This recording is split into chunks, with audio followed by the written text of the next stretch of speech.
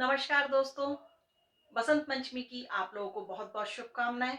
Welcome to unfold destiny. आज हम इसी टॉपिक पर बात करेंगे कि कैसे हम माँ सरस्वती को खुश करें, कैसे उनको प्रसन्न करें और कैसे उनका हम ज्ञान का आशीर्वाद लें। क्या ज्ञान की जरूरत सिर्फ बच्चों को है? क्या एक किताबी ज्ञान को ही हम लोग ज्ञान कहते हैं? जी नहीं। ज्ञान की जरूरत आपको भी है, मुझको भी है, जो लोग घर के बाहर काम करने जाते हैं उनको भी है, एक बिजनेसमैन को भी है। हर किसी को ज्ञान की जरूरत होती है। ज्ञान क्या है? जो हम अपने चारों तरफ की चीजों से सीखते हैं, उनको अनुभव करते हैं और समय आने पर हम उसका उपयोग करते हैं, वही असली ज्ञान होता है। लेकिन कुछ लोगों ने सिर्फ एक किताबी ज्ञान को ही माँ सरस्वती का से रिलेट कर दिया है कि माँ सरस्वती जो है वो किताबी ज्ञान देती हैं। तो आज मैं आपको छोटे छोटे कुछ ऐसे टिप्स शेयर करूंगी। घबराने की कोई जरूरत नहीं है। मेरे जो उपाय हैं वो कहीं पर भी आपको किसी सीमा में बांधते नहीं है, किसी नियम में नहीं बांधते हैं। सिर्फ आप अपने मन में उनको आत्मसात करके एक बार माँ भगवान से मांग करके देखिए। भगवान आपको देने के लिए ही बैठे हैं। सिर्फ हमें उनसे मांगना कैसे है, ये मैं आपको आज सिखाऊंगी। जब भी बच्चा आपका पढ़ने बैठे, आप बिल्कुल नहीं कहिए कि वसंत पंचमी का दिन है, एक माला इस मंत्र की करो या ये करो वो करो। कोई नहीं आपको करना है। डेली आप जिस समय बच्चा आपका पढ़ने बैठे, आप किसी भी कलर के पेन से बच्चे के हथेली पर लेफ्ट हैंड पर एम लिख दीजिए। और ये अफर्मेशन, एक अफर्मेशन जरूर डालिए। आप क्या मांग रहे हैं भगवान से, आप किस लिए कर रहे हैं, ये भगवान से कनेक्ट करना आपको बहुत जरूरी होता है। तो आप जो भी अफर्मेशन है कि भगवान मेरा बच्चा पढ़ने बैठा है, उसको पूरा ज्ञान दीजिएगा, एक ये अफर्मेशन आप डाल दीजिए। जो हाउस वाइफ्स हैं उनके लिए क्या इंपॉर्टेंट है कि उनके घर का एटमॉस्फेयर बहुत अच्छा रहे, वो अच्छे संस्कार बच्चों को दे पाए। आप अपने घर की एंट्रेंस पर एक छोटे से पेपर पर एम लिख करके उसको भी लगा सकते हैं। लीजिए, हो गया। या आप कम से कम 11 बार, ज्यादा से ज्यादा जितनी देर आपका मन करे, आप एम की चैंटिंग करिए। और नहीं तो सिर्फ 11 बार करके कि माँ सरस्वती आज के दिन मैं जो भी मुझे ज्ञान मिले वो मेरे लिए अच्छा हो और उनसे उससे मेरी आगे प्रॉस्पेरिटी हो गया। ये आपको अफर्मेशन एक डालनी होती है, भगवान के संग एक कनेक्शन बनाना होता है।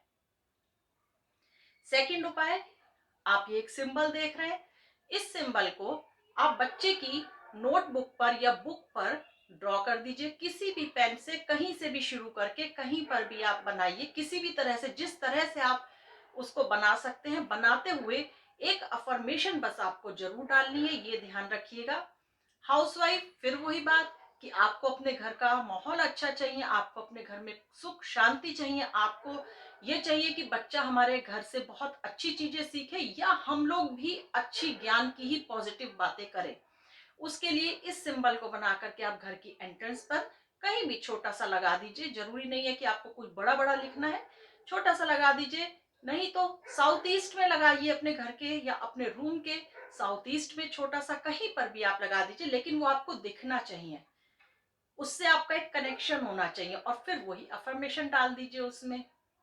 ये तो हो गया बच्चों के लिए और हाउसवाइफ के लिए। अब जो लोग वर्किंग हैं वो लोग इसको लिख करके अपने वॉलेट में या अपने ऑफिस बैग में रख करके ले जा सकते हैं। तो हमेशा माँ सरस्वती का साथ उनके संग रहेगा, एक प्रॉस्पेरिटी उनके साथ रहेगी। जो बिजनेसमैन है वो इसको अपने ऑफिस में, ऑफिस के या तो नॉर्थ वेस्ट में लगा दें या अपनी टेबल के नॉर्थ वेस्ट कॉर्नर पे लगा दें। बस कुछ नहीं आपको करना है, किसी नियम में नहीं बंधना है। सिर्फ आपको एक अच्छी अफर्मेशन रखनी है, एक अच्छी विश रखनी है और भगवान से कनेक्ट होना है। नेक्स्ट उपाय है आपके लिए कि आपकी जो भी पढ़ने से रिलेटेड चीजें हैं, अगर मैं बात करूं बच्चों की पहले, तो बच्चों की जो बुक्स हैं या आप जो ऑफिस में, जो आप जॉब पर जाते हैं, आप बिजनेस करते हैं, जो भी टूल्स आप यूज करते हैं, लैपटॉप हो गया, आपका मोबाइल हो गया, अगर आपका मोबाइल से ही सारा बिजनेस चलता है, इन चीजों को आप अपने रूम के हमेशा नॉर्थ वेस्ट में रखिए। अपने आप उसमें एक पॉजिटिव एनर्जी का जो है वो फ्लो बना रहेगा। बच्चा जब पढ़ने बैठे, या आप कोई बिजनेस की बात कर रहे हैं या आप कोई मीटिंग कर रहे हैं, हमेशा अपना फेस आप नॉर्थ या नॉर्थ ईस्ट की तरफ रखिए। और ये ध्यान रखिएगा कि नॉर्थ, नॉर्थ ईस्ट और ईस्ट, हमेशा इनको आपको बहुत neat and clean and Airy रखना है। हवा इस तरफ से, हवा का जो वेंटिलेशन है वो बहुत अच्छा होना चाहिए आपके घर में। तो ये थे छोटे से टिप्स। एक चलते चलते मैं बोनस टिप और दे देती हूँ आपको। उसको चाहे आप उपाय की तरह लीजिए या माँ सरस्वती की कृपा समझ के लीजिए।